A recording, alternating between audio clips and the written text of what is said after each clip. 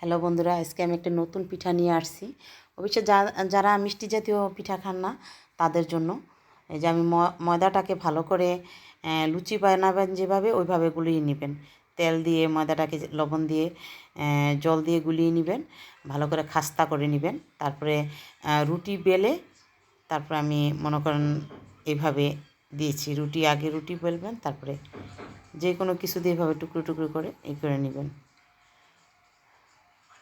রুটি বেলে তারপর চাপ দিয়ে ছোটো ছোটো করে কেটে নেবেন আপনাদের সুবিধা মতো, যে কোনো কিছু দিয়ে কেটে নিয়ে তারপর ডাল ভুনে রেখেছি। ডাল ভুনা, মুসুরির ডাল ভুনা, পেঁয়াজ রসুন হলুদ লবণ এগুলো দিয়ে একটু শুকনা করে ভুনবেন। ডাল ভুনে তারপরে যেভাবে মানে ভিতরে ঢুকিয়ে তারপরে এভাবে আপনি ডিজাইন করে আপনার মতো করে আপনি ডিজাইন, এগুলোর মেশিনও আছে, আপনি চাইলে মেশিন দিয়েও করা যায়। মেশিন একটা কিনে নিতে পারেন, যারা হাত দিয়ে করতে না পারেন তাদের জন্য মেশিনের প্রয়োজন।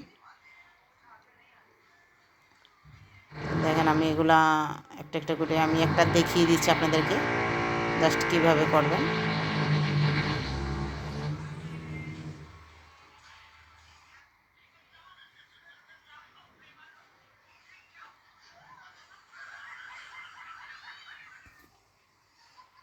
আপনি চাইলে মাংস ভুনে ছোটো ছোটো করে মাংস কেটে ভুনেও কিন্তু এভাবে বানাতে পারেন পিঠাটা।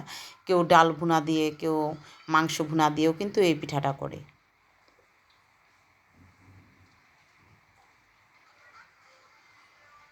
এটা আপনি ময়দা দিয়ে খাস্তা করে না গুলিও বানাতে পারেন। আপনি চাল, আতপ চাল বা সিদ্ধ চাল ভিজিয়ে ভাঙিয়ে কিন্তু এটা করে নিতে পারেন।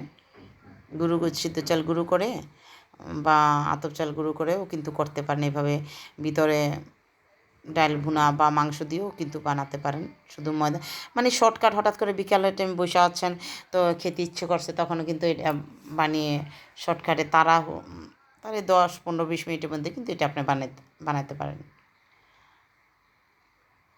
এই যে দেখেন আমি বানিয়ে নিয়েছি। এখন ডোবা তেলে ছেড়ে দিবেন। এই যে তেলের মধ্যে একটা একটা করে ছেড়ে দিবেন, ভেজে নেবেন। যে যেরকম খান ওরকম করে ভাজবেন। এই পিঠাটা কিন্তু আপনি 1 মাসও হালকা, যে এরকম হালকা ভেজেও কিন্তু উঠিয়ে রেখে গরম করে তেলে দিয়ে গরম করেও কিন্তু আপনি খেতে পারবেন এটা। সবাইকে ধন্যবাদ সাথে থাকার জন্য।